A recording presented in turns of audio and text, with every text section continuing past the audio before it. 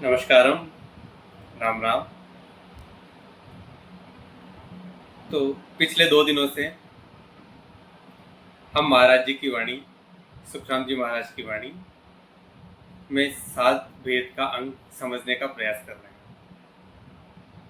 देखिए, सुखराम जी महाराज सात या साधु किसे कहते हैं?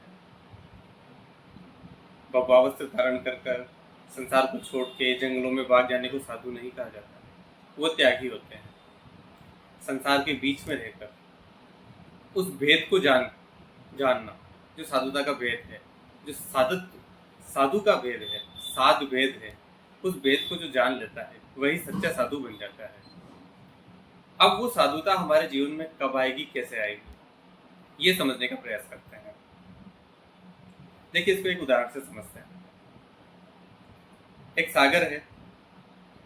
सागर के अंदर एक तेल की बूंद गिर जाती है। वो तेल की बूंद पानी की सतह के ऊपर तैरती जाती है और पार हो जाती है। उसी तरीके से ये संसार है। हम एक तेल की बूंद बनना है। हमें संसार में पानी नहीं बनना है। पानी बनेंगे तो पानी में मिल जाएंगे, संसार के हो जाएंगे। इस संसार में ऐसे रहना है, तेल बनकर, एक तेल की बूंद बनकर, ताकि वो भवसागर पार हो जाए। उसी तरीके से हम अपने जीवन को जी सकते हैं कि संसार में तो रहें, दिखे संसार जैसे, जैसे तेल की बूंद दिखती तो पानी जैसे है, दूर से पानी जैसी ही नजर आती है, लेकिन वो पानी होती नहीं है, वो सतह पर रहते रहते चिपक जाती है। उसी तरीके से जैसे हमें ये जीवन मिला है, इस जीवन को इस ढंग से जीना है कि संसार के अंदर हम मिले ना। हम अपने जीवन को, अपनी कॉन्शियसनेस को, अपनी चेतना को इस स्तर पर बढ़ा लें कि हम एक तेल की बूंद बन जाए और वो तेल की बूंद संसार के पार चले जाए, तैरती हुई पार चले जाए, ना संसार में मिले। तो क्या ऐसा संभव है? हाँ, ऐसा जरूर संभव है। ये संभव है कि जब हम ये स्मरण करें कि हम कौन हैं, हम कहाँ से आए हैं, मैं कौन हूँ, इसका भाव जब हमारे अंदर गहरा सकता है। आप मैं से तात्पर्य ये मत लगा लीजिए कि मैं फलाना हूँ, मैं ढिमका हूँ, मैं उस पद पे हूँ, मेरी ये प्रतिष्ठा है, मेरा ये नाम है। ये नाम भी आपका नहीं है, ये पद प्रतिष्ठा, ये सब कुछ संसारिक है। इस संसार से परे आप एक चीज है, आपके अंदर एक चेतना है। उसी चेतना का नाम कि वो कौन है, उस चेतना का स्मरण, उस आत्मा का परमात्मा से मिलन। परमात्मा भी आपके अंदर है और आत्मा भी आपके अंदर है, लेकिन इस आत्मा का परमात्मा से मिलन कब होगा? इस आत्मा का परमात्मा से मिलन तब होगा जब हम ये स्मरण करेंगे कि परमात्मा भी मैं हूँ और आत्मा भी मैं हूँ। इस आत्मा को परम आत्मा तक ले जाना, पहली आत्मा परम आत्मा। तो परम आत्मा कैसे बन सकते हैं? परम आत्मा बन सकते हैं जब हम ये स्मरण कर लें। तो महाराज जी यहाँ स्मरण को खड़ी भाषा में सुमिरन बोलते हैं। स्मरण का मतलब होता है ये हमेशा हमें याद रहे कि मैं कौन हूँ। ना तो मैं शरीर हूँ, ना मैं ये मन हूँ, ना मुझे संसार में नाम मिला है मैं वो हूँ, ना मुझे सारे रिश्तेदार जो रिश्ते नाते मुझे बुलाते हैं, मैं किसी का ना तो बाप हूँ, ना बेटा हूँ, ना पुत्री हूँ, ना बहू हूँ, ना बेटी हूँ, ना माता हूँ, ना पिता हूँ। मैं कुछ नहीं हूँ, मैं इनमें से कुछ भी नहीं हूँ। मैं संसारिक क्रियाकलापों में चाहे मुझे कोई भी नाम दे दो, मैं वो नहीं हूँ। तो स्मरण करने से पहले विस्मरण जरूरी होता है। तो संसार हम पे इतना हावी हो चुका है कि हम अपनी पहचान सबके लिए अलग अलग तरीके से बताते हैं। मैं किसी का बाप हो सकता हूँ, मैं किसी का बेटा हो सकता हूँ, मैं किसी की बेटी हो सकता हूँ, किसी की बहू हो सकता हूँ, किसी का सास, किसी का ससुर, किसी का मकान मालिक या किसी का किराएदार, नौकर, मैं कुछ भी हो सकता हूँ। हमने अपनी पहचान उन पद प्रतिष्ठा और उन रिश्तों से जोड़ ली है जो कि हम नहीं हैं। तो महाराज जी कह रहे हैं कि आपको स्मरण करना है कि आप हैं कौन। आपको परम चेतना है जो यहाँ आए हैं, लेकिन जैसे ही हम संसार में आते हैं, हम उस परम चेतना को, हम उस अपने संबंध को, जिससे हमारा रिश्ता है, उस परम पिता परमात्मा से हमारा रिश्ता है, हम उसी के अंश हैं, उसी परमात्मा के जो हम अंश हैं, उस अंश को, उस रिश्ते को, उस रिश्तेदारी को हम भूल जाते हैं और सांसारिक रिश्तों को हम अपने ऊपर हावी कर लेते हैं। तो महाराज जी समझाते हैं कि हम जब इसका स्मरण करते हैं, हम उस राम का स्मरण करते हैं, हम जब वो राम भजन करते हैं, स्मरण का मतलब होता है सुमिरन। जब हम राम का सुमिरन करते हैं तो राम का स्मरण करने से हमारी सुरती लग जाती है। महाराज ये सुरती से तात्पर्य होता है, खड़ी भाषा में सुरती बोला जाता है और हिंदी भाषा में समझे तो स्मृति। जैसे कोई बच्चा, छोटा बच्चा अगर कोई पहाड़ा याद करता है तो वो लगातार रटता रहता है राम राम राम राम राम, या 2 एकम 2 2 दूनी 4 3 दूनी 6 2 1 जा 2 2 जा 4, इस तरीके से वो रटता रहता है। जब वो एक बार रटना सीख जाता है, रटते रटते रटते रटते उसकी स्मरण, उसकी सुमिरन एक स्मृति में बन जाती है। फिर उसे रटना नहीं पड़ता, उसे हमेशा याद रहता है, वो याद उसके साथ सतत बनी रहती है। जब वो बच्चा बड़ा भी हो जाएगा, वो बच्चा 2 साल से 60 साल का भी हो जाएगा और 60 साल के बच्चे को भी वो स्मरण रहेगा, वो स्मृति रहेगी, उसे बार बार याद नहीं करना पड़ता। तो ये स्मरण कैसे आया? ये स्मरण तब आएगा जब हम विस्मरण करेंगे, क्योंकि अब हम बच्चे नहीं हैं, अब हम बड़े हो चुके हैं, हमने अपने आप को संसार से भर लिया है। तो पहले विस्मरण करना जरूरी है, इस संसार का विस्मरण करना जरूरी है, तभी हम ये स्मरण कर पाएंगे। अगर हम बच्चे होते, संसार हम पे हावी नहीं होता, तब हमारे लिए आसान होता कि हम स्मरण कर लेते, हम सुमिरन कर लेते और सुमिरन करके हम उस स्मृति को प्रगाट कर लेते। लेकिन अब हम बच्चे से बड़े हो चुके हैं, प्रकृति ने हमारे साथ ऐसी व्यवस्था की है कि हम जैसे ही पैदा होते हैं वो सारी चीजें, वो संबंध, परमात्मा से संबंध हमारा विच्छेद कर दिया जाता है। हमारा स्मरण, हमारी जो याददाश्त है उसको मिटा दी जाती है। हम पहले क्या थे, कहाँ से आए हैं, कब जाएंगे, कहाँ जाएंगे, ये सारी स्मृतियाँ सारी मिटा दी जाती है और हम अपने आप को इस संसार की स्मृतियों से बढ़ने लगते हैं। अब जब हम बड़े हो चुके हैं, हमारी समझ गहरा चुकी है, तो इस समझ को डाइल्यूट करना जरूरी है, इस समझ को विस्मरण करना जरूरी है। अब ये विस्मरण कैसे होगा? देखिए, मन के अंदर जब हम उलझते हैं, हम स्मृतियों के जाल के अंदर बंध जाते हैं। बहुत सारी स्मृतियां हमें काटने को दौड़ती है, गुस्सा, चिंता, दुख, ये सभी इसी के लक्षण हैं कि हम इन स्मृतियों के जाल से बाहर नहीं आ पा रहे हैं। स्ट्रेस, एंजाइटी, डिप्रेशन, ये सभी इसी का कारण है। तो आज एक सरल सी विधि हम करते हैं। वो सरल सी विधि, तो एक विधि हम करते हैं, ये विधि है स्मरण की, सुमिरन की। तो सुमिरन कैसे किया जाए? सुमिरन करने से पहले विस्मरण जरूरी है। विस्मरण का अर्थ होता है भूलना। देखिए, हम भूलेंगे कैसे?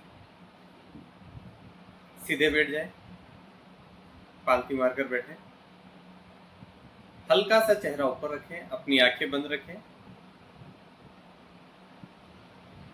सांस, गहरी सांस लें,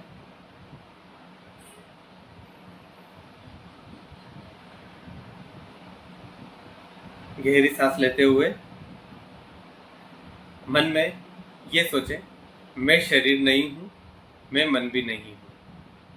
बार बार इसे दोहराते जाएं, मैं शरीर नहीं हूं, मैं मन भी नहीं हूं। जब इसे हम बार बार दोहराते हैं तो ये विस्मरण आ जाता है, शरीर से हमारा विस्मरण होने लगता है, शरीर को हम भूलने लगते हैं, मन को भी हम भूलने लगते हैं। देखिए, शरीर को भूलना थोड़ा आसान हो सकता है, लेकिन मन से मुक्त होना थोड़ा मुश्किल है, पर नामुमकिन नहीं। जब हम श्वासों के पार बैठना सीख जाते हैं, जब हम उस आनंद में गहरा जाते हैं, जब हम सब कुछ भूलकर सिर्फ अपने अंदर उतर जाते हैं और अपनी सांसों के साक्षी बन जाते हैं। आज सांस आती है, श्वास जाती है, सांस आती है, श्वास जाती है, बस इसी को देखते देखते हम इसके साक्षी बन जाते हैं। तब संसार से हमारा विस्मरण, मन से हमारी मुक्ति स्वतः ही होने लगती है।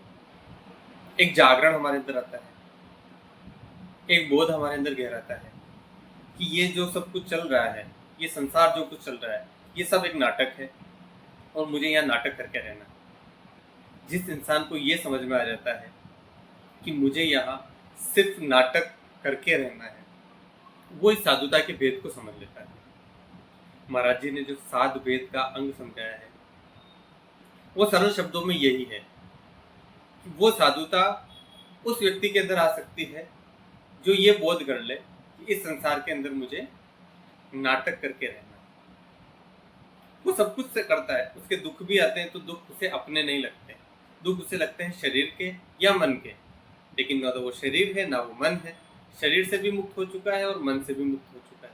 जैसे जैसे जैसे वो बार बार विस्मरण करता है कि मैं शरीर नहीं हूँ और मैं मन भी नहीं हूँ, इसका बार बार बोध करने पर जब उसे ये बोध हो जाता है कि ना तो मैं शरीर हूँ ना मैं मन हूँ, तो उसके दुख, उसकी चिंताएं, उसकी पीड़ाएं सारी अलविदा हो जाती है। तो ये विस्मरण करने के बाद हमें एक स्मरण करना है। अब स्मरण की अच्छी विधि है। स्मरण की विधि है कि हम बैठ जाएं, रीढ़ की हड्डी सीधी करें, हल्का सा चेहरा हम ऊपर करें। विस्मरण करने के बाद 7 मिनट तक ये दोहराने के बाद कि मैं शरीर नहीं हूँ, मैं मन भी नहीं हूँ, आप इस विधि को करें, स्मरण की विधि को करें, ये सुमिरन आप करें। इसके अंदर आपको ना तो माला जपनी है, ना मुंह से कुछ बोलना है, कुछ नहीं करना है, आपको सिर्फ विश्राम करना है। कबीरदास जी कहते हैं कि माला जपूं न कर जपूं, मुख से कहूं न राम, मेरो राम मुझे जपे, मैं पायू विश्राम। हमें विश्राम करना है और ये विश्राम आसान है। जब ये विस्मरण हो जाता है, जब हम सब कुछ भूल जाते हैं, तब कैसे गहरी नींद आती है। सोचिए, आप गहरी नींद में हो, तब आपको बोध रहता है कि आप कहाँ हैं, किससे बात कर रहे हैं, कौन आपका है, कौन आपका नहीं है। आप उस सपने के अंदर उलझ जाते हैं। एक कहानी मुझे याद आती है। एक राजा थे, उनका एकमात्र पुत्र था जिसे सांप ने काट लिया। सांप ने काट लिया, वेद, बड़े बड़े वेद बुलाए गए, पूरे राज्य से अच्छे अच्छे वेद बुलाए गए और उसका दूसरे राज्यों से वैद्य बुलाए गए और उन वैद्यों से उसका उपचार करवाया गया। तो जब उसका उपचार हो रहा था, वैद्य उनका इलाज कर रहे थे, तो राजा उसके कक्ष के बाहर खड़े हुए थे। खड़े खड़े उनकी, बैठे बैठे उनकी आंख लग जाती है और उन्हें सपना आता है कि उनके 12 बेटे हैं और बहुत बड़ा उनका साम्राज्य है। यहाँ तो छोटा साम्राज्य था, अब वहां उनका पूरा भारत के ऊपर साम्राज्य है, पूरे विश्व के ऊपर साम्राज्य है और बहुत खुशहाली है। 12 उनके बेटे हैं। ये सब सपना देख रहे होते हैं। उस सपने के अंदर वो खुश भी हो रहे होते हैं, जैसा अमूमन हम होते हैं। हमें भी अगर कोई सपना आता है तो हम या तो डर जाते हैं, खुशी का सपना आता है तो खुश हो जाते हैं, दुख का सपना आता है तो दुखी हो जाते हैं। उसी तरीके से वो राजा बहुत ज्यादा खुश होने लगा, सपने के अंदर मुस्कुराने लगा, नींद के अंदर मुस्कुराने लगा। एकदम से उसको झकझोरा जाता है राजा को कि राजा उठिए उठिए उठिए। राजा जब उठते हैं तो देखते हैं चारों तरफ चीख पुकार मची हुई है, सब रो रहे हैं। उनका जो इकलौता बेटा था जिसे सांप ने काटा था, वो मर चुका है। राजा थोड़ा चौंकते हैं और चौंकने के बाद जोर से हंसते हैं। तो आसपास की रानियां और आसपास के मंत्रीगण कहते हैं, राजा आप ऐसा कैसे कर सकते हैं, या तो आप पागल हो गए या आपको क्या हुआ है, आपको इतना गहरा सदमा लगा है कि आप हंस रहे हैं। तो राजा से पूछा जाता है, तो राजा कहते हैं, नींद मेरी टूटी है। अब जब मुझे सपना आ रहा था तब वहां मेरे 12 बेटे थे। 12 बेटे थे, अच्छा बड़ा महल था और सारा महल एक ही झटके में सब कुछ खत्म। तो क्या वो सपना था या ये सपना है, मैं तय नहीं कर पा रहा हूं कि मैं उस सपने के अंदर जी रहा था या इस सपने के अंदर जी रहा हूं। मुझे ये भी सपना मालूम होता है। तो जिसको ये स्मरण आ जाता है, जिसके अंदर ये बोध आ जाता है कि ये जो संसार है एक सपना है, इसमें अपना कुछ नहीं, जैसे ही हमारी मृत्यु हुई, हम इस संसार से विदा हुए, ये सपना टूट जाएगा। लेकिन क्या हम मुक्त हो पाएंगे?